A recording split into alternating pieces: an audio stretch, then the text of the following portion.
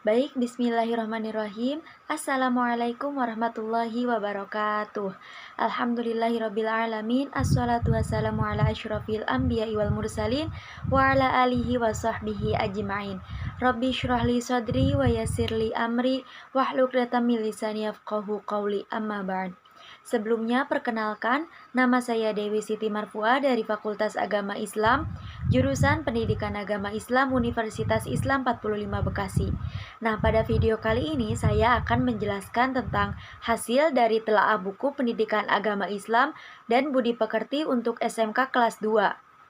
Adapun buku yang saya telaah yaitu berjudul Pendidikan Agama Islam dan Budi Pekerti untuk SMK kelas 2 yang diterbitkan oleh penerbit Quadra pada tahun 2018 dan yang menulisnya yaitu Muhammad Ridwan dan R. Hidayat. Nah, adapun deskripsi dari buku Pendidikan Agama Islam ini, yaitu buku Pendidikan Agama Islam dan Budi Pekerti yang ada ini menggabungkan antara ilmu Al-Quran, akidah, ibadah, akhlak, dan sejarah.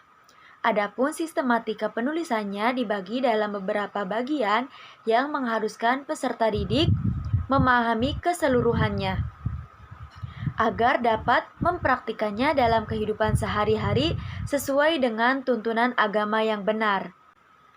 Nah, hal tersebut selaras dengan kurikulum 2013 yang dirancang untuk mengembangkan kompetensi yang utuh antara pengetahuan, keterampilan, dan sikap. Selain itu pula, peserta didik tidak hanya diharapkan bertambah pengetahuan dan wawasannya, tetapi juga meningkatkan kecakapan dan keterampilannya, serta semakin mulia karakter dan kepribadiannya atau budi pekerti yang luhur. Teman-teman, yang selanjutnya yaitu ada metode yang digunakan oleh guru dalam pembelajaran di sekolah ini. Itu metode ramah atau metode memberikan penjelasan sebuah materi. Nah, biasanya metode ini dilakukan di depan peserta didik dengan menggunakan bahasa lisan. Biasanya pula peserta didik ini mendengarkan pemaparan atau penjelasan materi yang disampaikan oleh guru. Terkadang juga para siswa ditugaskan untuk berdiskusi mengenai masalah yang terdapat di dalam bab yang dipelajari sesuai kelompoknya masing-masing. Nah, setelah berdiskusi ini, siswa diharapkan bisa mempresentasikan serta memaparkan hasil diskusinya di depan kelas atau di hadapan teman-temannya. Selanjutnya kita akan mengulas sedikit tentang bab 1 yang akan membahas tentang perilaku kompetitif dalam taat, kebaikan, dan etos kerja.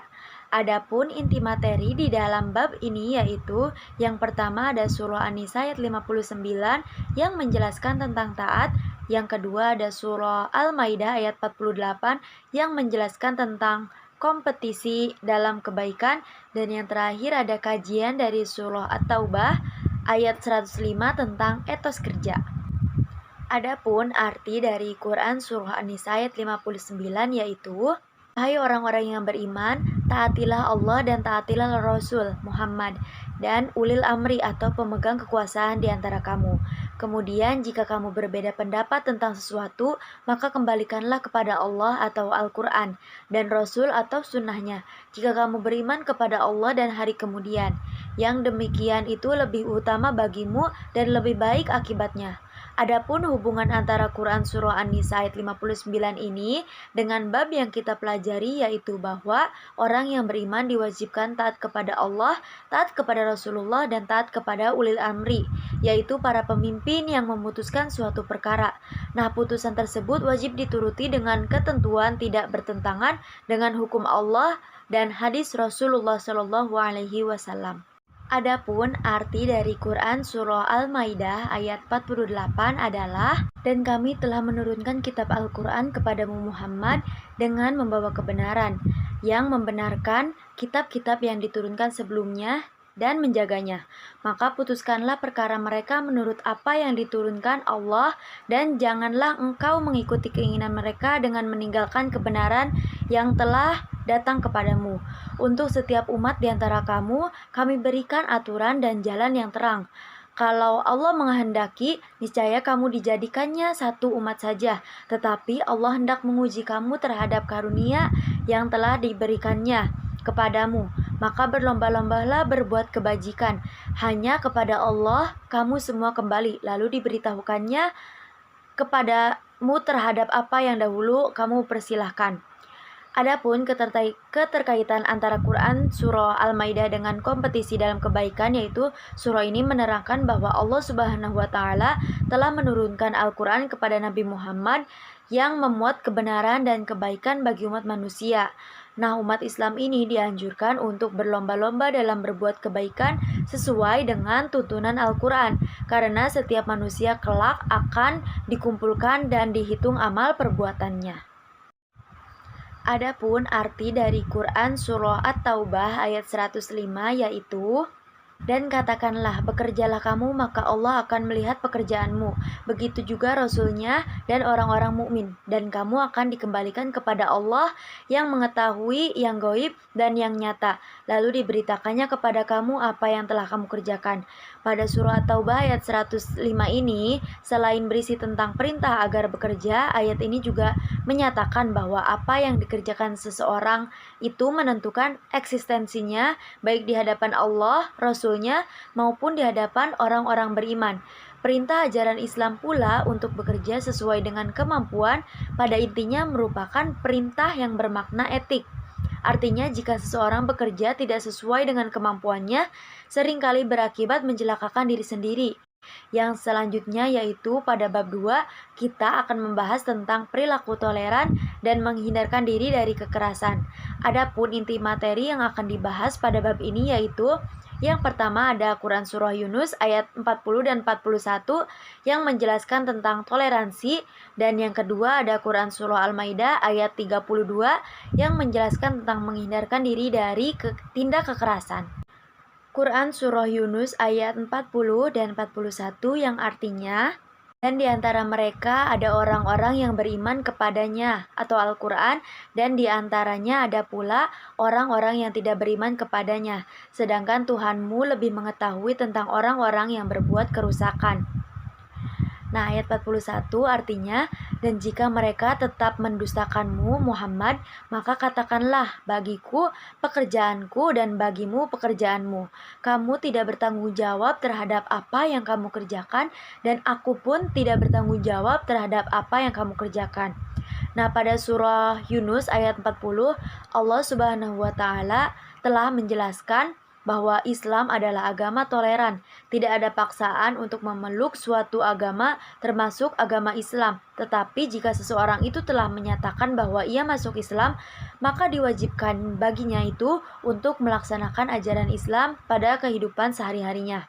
Adapun dalam surah Yunus ayat 41, Allah menjelaskan kepada kita agar bersikap toleran kepada orang yang tidak mau beriman atau yang berbeda keyakinan dengan kita. Ketika Rasulullah menyeru orang-orang musyrik agar beriman, sikap mereka tetap tidak beriman.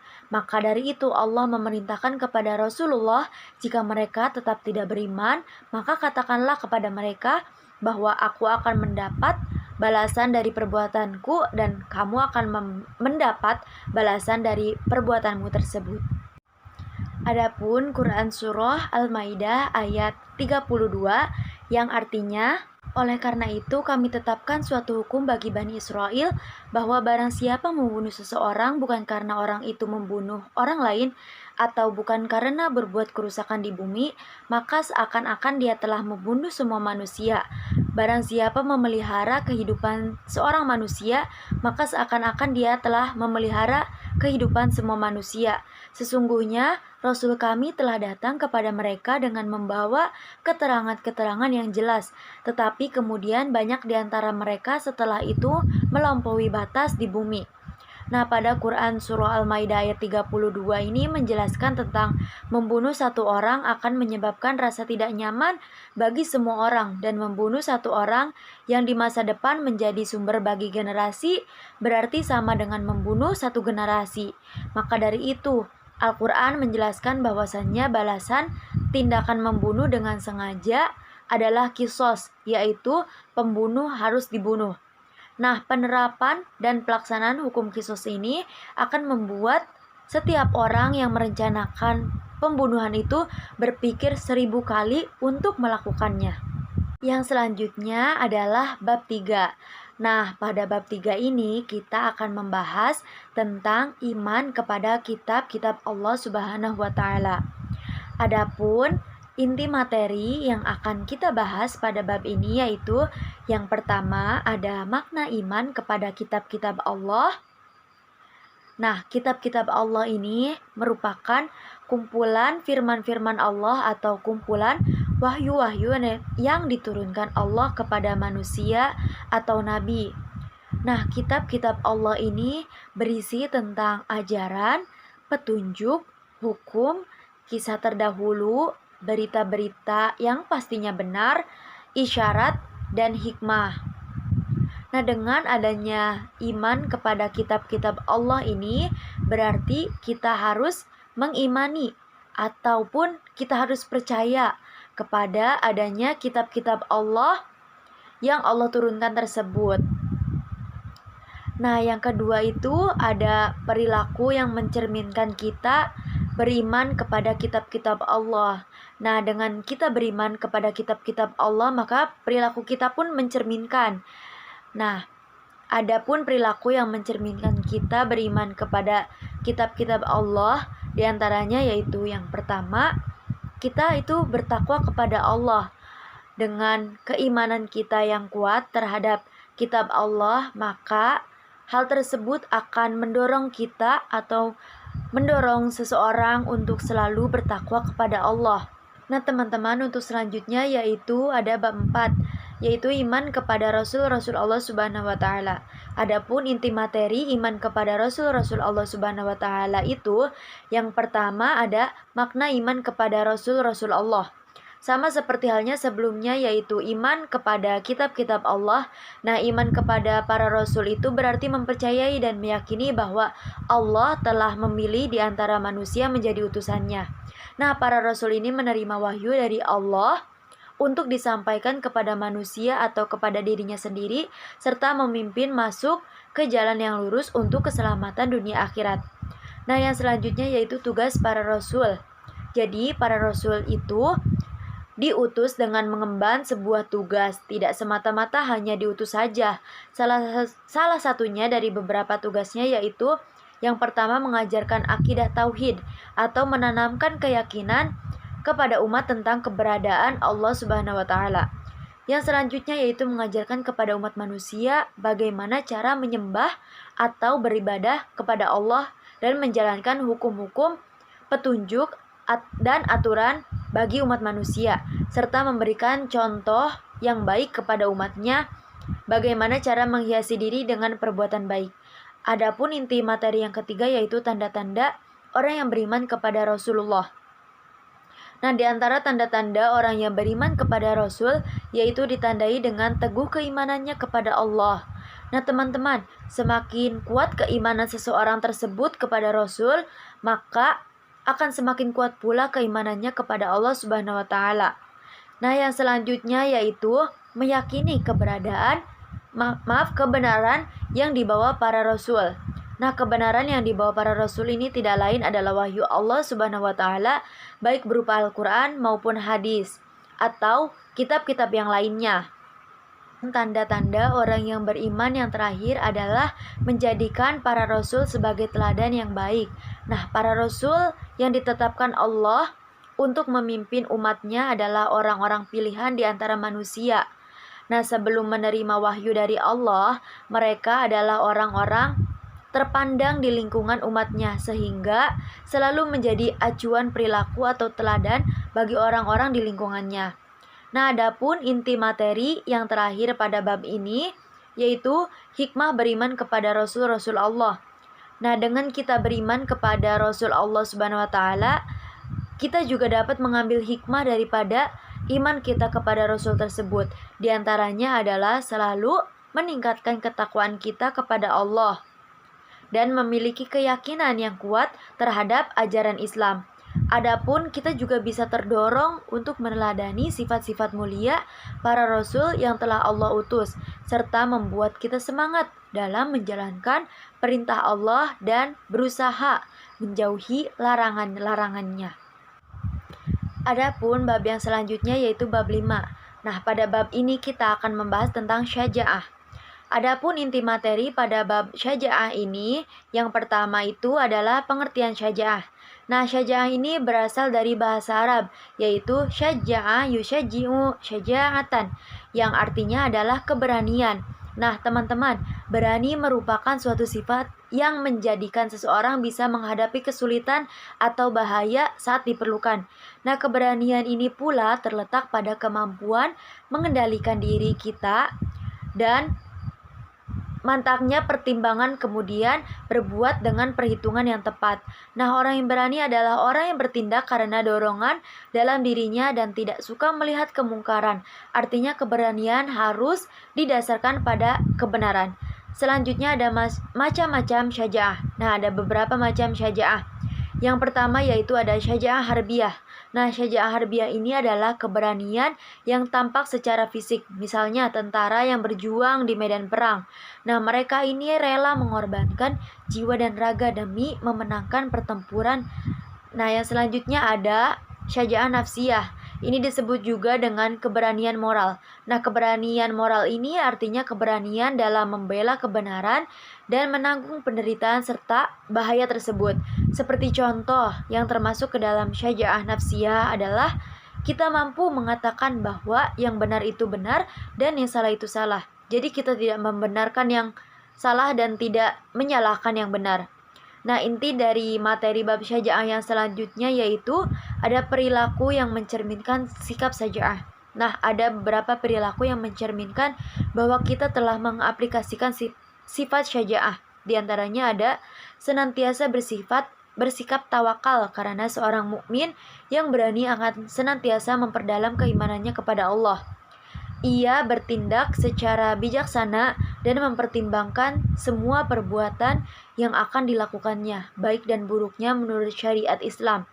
Nah, yang selanjutnya yaitu memiliki tekad yang kuat. Nah, setiap orang yang telah mantap dengan hasil pertimbangan dan perhitungan baik buruknya serta siap berkorban dalam melaksanakan keinginan, hendaknya ia bertekad untuk melaksanakannya. Adapun perilaku yang mencerminkan sikap syaja'ah yang selanjutnya yaitu tidak putus asa. Nah, putus asa ini adalah hilangnya kemauan dan harapan untuk mencapai. Seseorang yang menumbuhkan sifat syaja'ah dalam dirinya tidak akan mudah, tetapi sebaliknya dia akan bersungguh-sungguh dan bekerja keras dalam melakukan segala sesuatu. Yang selanjutnya yaitu hikmah berperilaku syaja'ah. Sama halnya seperti perilaku sebelumnya, ketika kita mengamalkan atau mengaplikasikan sikap syaja'ah dalam kehidupan kita juga dapat mengambil hikmahnya. Di antaranya yaitu meningkatkan keimanan kita kepada Allah Subhanahu wa taala serta siap menghadapi segala keadaan yang menimpa kita. Kita juga akan rela berkorban dalam rangka ketaatan kepada Allah Subhanahu wa taala. Yang selanjutnya adalah bab 6 yang akan membahas tentang hormat dan patuh kepada orang tua dan guru. Nah, adapun inti materi daripada bab ini yaitu yang pertama hormat dan patuh kepada orang tua dan yang kedua itu adalah hormat dan patuh kepada guru. Nah, hormat dan patuh kepada orang tua merupakan kewajiban bagi seorang anak, bisa dengan cara berbuat baik kepada mereka dengan penuh kasih sayang dan memberikan penghormatan kepada keduanya, baik ucapan dan perbuatan. Nah, hormat dan patuh kepada orang tua ini dilakukan baik di waktu mereka masih hidup ataupun setelah mereka meninggal dunia atau dengan cara selalu mendoakan mereka. Nah, segala perkataan kita dan perbuatan kita yang menyakiti hati orang tua, maka hal tersebut dilarang, terlebih bila orang tua merasa sangat tersakiti. Nah, selanjutnya ada hormat dan patuh kepada guru. Merupakan kewajiban bagi seorang siswa atau pelajar, karena guru merupakan orang yang memiliki kemampuan mentransfer ilmu dan mengemban tugas mulia, yaitu mendidik para siswa agar menjadi baik dan bermanfaat bagi kehidupannya. Nah, hormat dan patuh kepada guru bisa dilakukan dengan cara memuliakannya, sopan dan santun dalam berbicara dan bertingkah laku baik di depannya. Adapun bab yang selanjutnya adalah bab 7. Nah, pada bab 7 ini kita akan membahas tentang pelaksanaan tata cara penyelenggaraan jenazah. Adapun inti materi daripada bab ini yaitu yang pertama yaitu tata cara penyelenggaraan jenazah, dan yang kedua ada hikmah memahami tata cara penyelenggaraan jenazah. Nah, teman-teman, tata cara penyelenggaraan jenazah itu terdiri atas yang pertama memandikan mayat, yang kedua ada mengkafani, yang ketiga ada mensolatkan, dan yang terakhir ada memakamkan. Nah, mengurus jenazah pula harus dilakukan sesuai dengan urutan yang benar dan harus dilakukan dengan hati-hati. Adapun hikmah kita memahami tata cara penyelenggaraan jenazah ini, diantaranya itu kita dapat mengingatkan diri tentang kematian dan menambah keyakinan kita bahwa setiap perbuatan pasti akan mendapat balasan dari Allah Subhanahu wa taala. Baik, adapun bab yang selanjutnya yaitu adalah bab 8. Nah, pada bab 8 ini kita akan membahas tentang pelaksanaan khutbah, tablik dan dakwah di masyarakat. Adapun inti materi dalam bab ini yaitu yang pertama, ketentuan dan tata cara pelaksanaan khutbah, yang kedua ada ketentuan dan tata cara pelaksanaan tablik, dan yang ketiga ada ketentuan dan tata cara pelaksanaan dakwah. Nah, teman-teman, khutbah adalah menyampaikan atau memberi nasihat yang baik berupa perintah ataupun larangan sesuai dengan perintah dari Al-Quran dan hadis. Adapun tabligh artinya menyampaikan suatu pesan atau ajaran Islam kepada orang lain. Nah, jadi tabligh ini adalah penyampaian atau ceramah keagamaan yang berupaya mengajak manusia untuk berbuat kebaikan dan mencegah kemungkaran. Nah, sedangkan dakwah menurut bahasa itu artinya panggilan, ajakan ataupun seruan. Nah, dakwah Islam berarti mengajak atau menyeru untuk melakukan kebaikan dan mencegah kemungkaran serta mengubah kondisi umat Islam dari satu situasi kepada situasi yang lebih baik dalam segi bidang dan merealisasikan ajaran Islam dalam kehidupan sehari-hari. Nah, adapun bab yang selanjutnya yaitu bab 9. Nah, pada bab 9 ini kita akan membahas tentang prinsip dan praktik ekonomi dalam Islam. Adapun inti materi dalam prinsip dan praktik ekonomi dalam Islam ini adalah yang pertama itu ada prinsip-prinsip ekonomi Islam, yang kedua ada praktik ekonomi dalam Islam, dan yang terakhir ada hikmah praktik ekonomi dalam Islam di masyarakat. Jadi teman-teman, pada setiap kegiatan ekonomi dalam Islam itu hendaknya kita dasarkan pada prinsip-prinsip ekonomi dalam Islam itu sendiri. Nah, kegiatan ekonomi dalam Islam diantaranya itu ada jual beli, syirkah atau juga bisa disebut dengan kerjasama. Ada juga yang namanya mudharabah. Nah, mudharabah ini merupakan investor atau pihak pemodal yang menyerahkan sejumlah modal kepada pihak pengelola untuk diperdagangkan atau dipergunakan. Nah, nanti si investor ini akan mendapat bagian tertentu dari keuntungan yang telah disepakati. Adapun yang selanjutnya itu kirod. Kirod ini berarti pinjaman atau pemberian modal yang dilakukan oleh seseorang atau pihak pertama kepada orang lain atau pihak kedua untuk digunakan sebagai modal usaha. Adapun kegiatan yang selanjutnya yaitu musaqah. Nah, musaqah ini adalah salah satu bentuk kerjasama dalam bidang usaha menggarap kebun. Nah, adapun yang selanjutnya yaitu muzaroah. Nah, muzaroah ini adalah suatu kerjasama usaha di bidang pertanian. Nah, adapun yang selanjutnya yaitu muqarabah. Nah, muqarabah ini adalah akad antara kedua belah pihak pemilik sawah atau ladang dengan pihak pekerja atau petani dengan ketentuan benih tanam dari pihak pemilik tanah dan laba dibagi dua sesuai dengan kesepakatan yang telah disepakati sebelumnya. Adapun yang selanjutnya adalah perbankan Islam. Nah, perbankan Islam atau bank Islam ini adalah bank yang didirikan oleh kelompok orang dengan ciri tanpa bunga atau yang disebut dengan bank bagi hasil. Nah, yang selanjutnya itu ada asuransi. Nah, asuransi ini menurut syariat Islam didirikan berdasarkan prinsip ta'awun atau prinsip tolong-menolong, sehingga asuransi ini diperbolehkan oleh para ulama. Nah, yang terakhir ada transaksi pegadaian Islam. Nah, dalam praktek ekonomi dalam Islam itu ada yang disebut dengan transaksi pegadaian Islam. Nah, pegadaian merupakan lembaga keuangan non-bank. Lembaga perekonomian ini bergerak pada bidang keuangan, tetapi tidak menggunakan pola atau sistem perbankan.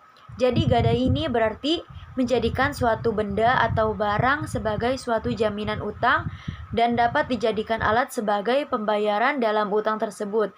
Itu pun dalam batas waktu yang telah disepakati. Adapun bab yang ke-10 yaitu membahas tentang perkembangan peradaban Islam pada masa kejayaan. Nah, inti materi pada bab ini adalah yang pertama itu pengembangan Islam pada abad pertengahan, dan yang kedua ada manfaat mempelajari sejarah perkembangan Islam pada abad pertengahan. Nah, pada awal abad pertengahan, dunia Islam mulai mengalami kemunduran secara politis. Akan tetapi, kaum muslim mencapai fase kebangkitan dengan munculnya tiga kerajaan besar, yaitu yang pertama kerajaan Turki Utsmani, yang kedua ada kerajaan Mughal di India, dan yang ketiga ada kerajaan Safawi di Persia. Adapun kemajuan-kemajuan yang dicapai oleh tiga kerajaan ini, diantaranya ada kemajuan di bidang politik dan militer, dan ada kemajuan di bidang ekonomi dan hukum, kemajuan di bidang kebudayaan dan ilmu pengetahuan, dan yang terakhir ada kemajuan dalam bidang keagamaan. Adapun bab 11 atau bab yang terakhir ini akan menjelaskan tentang perkembangan Islam pada masa modern, yaitu pada tahun 1800 Masehi hingga sekarang.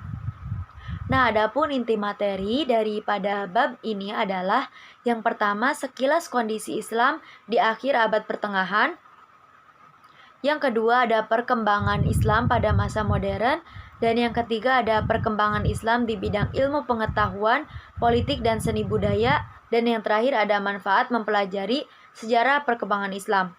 Nah, pada awal abad ke-19 atau tahun 1800 dan setelahnya adalah masa kemunduran umat Islam.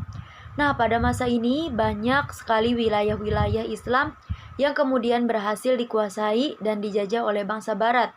Di antara para tokoh pembaharuan yang giat memperjuangkan kemerdekaan Islam adalah Jamaluddin Al-Afghani, Muhammad Iqbal, Abdul Al-Maududi, dan Ali Syariati.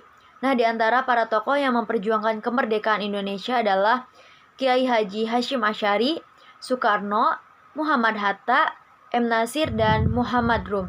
Dengan perjuangan yang gigih, negara-negara Islam berhasil melepaskan diri dari penjajahan bangsa Barat sekitar pertengahan abad ke-20. Adapun pembahasan yang selanjutnya yaitu mengenai kritik buku.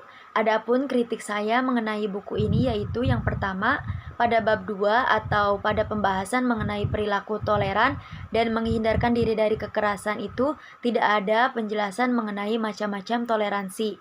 Nah, yang kedua pada bab 10 yang membahas tentang perkembangan peradaban Islam pada masa kejayaan itu tidak ada penjelasan tentang awal mula berdirinya Kerajaan Utsmani. Nah, saran dari saya untuk lebih memperdalam pengetahuan lagi, yang pertama itu lebih baik ditambahkan penjelasan tentang macam-macam toleransi agar siswa atau pembaca lebih paham dan mengetahui apa saja macam-macam dari toleransi tersebut.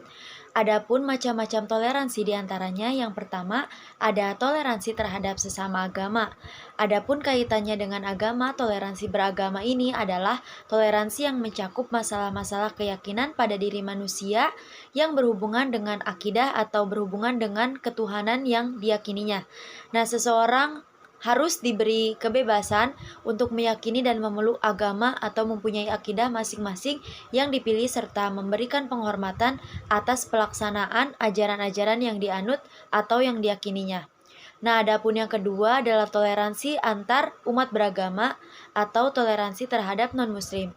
Nah, toleransi dalam pergaulan hidup antar umat beragama berpangkal dari penghayatan ajaran masing-masing. Nah, dalam masyarakat berdasarkan Pancasila, terutama sila pertama, bertakwa kepada Tuhan menurut agama dan kepercayaan masing-masing adalah mutlak. Semua agama menghargai manusia, maka dari itu semua umat beragama juga wajib untuk saling menghargai. Dengan demikian antar umat beragama yang berlainan akan terbina kerukunan hidup. Nah, adapun saran yang kedua yaitu lebih baik ditambahkan penjelasan tentang awal mula berdirinya Kerajaan Turki Utsmani dan siapa yang mendirikannya agar pembaca atau siswa juga tidak hanya mengetahui pencapaiannya saja, tetapi juga mengetahui awal mula berdirinya kerajaan tersebut. Nah, jadi dalam catatan sejarah, kerajaan Turki Utsmani adalah kerajaan pertama yang paling lama bertahan dibanding dua kerajaan besar lainnya atau kerajaan Mughal dan kerajaan Safawi. Nah, kerajaan ini berasal dari keturunan Utsman bin Sauji ibnu Atgol Ibnu Sulaiman Syah Ibnu Kia Berdirinya kerajaan ini di atas prakarsa bangsa Turki dan kabilah Oghuz. Nah, banyak kemajuan-kemajuan yang dilakukan kerajaan Turki Utsmani baik dalam bidang kebudayaan, politik, kemiliteran, dan pemerintahan. Nah, Turki Utsmani memiliki kebudayaan yang bervariasi yaitu kebudayaan Persia, Bizantium, dan Arab, dan budaya bangsa Eropa. Ajaran-ajaran yang mereka ambil dari budaya Persia adalah etika dan tata krama dalam istana raja-raja. Dari Bizantium yang mereka ambil adalah organisasi pemerintahan dan kemiliteran.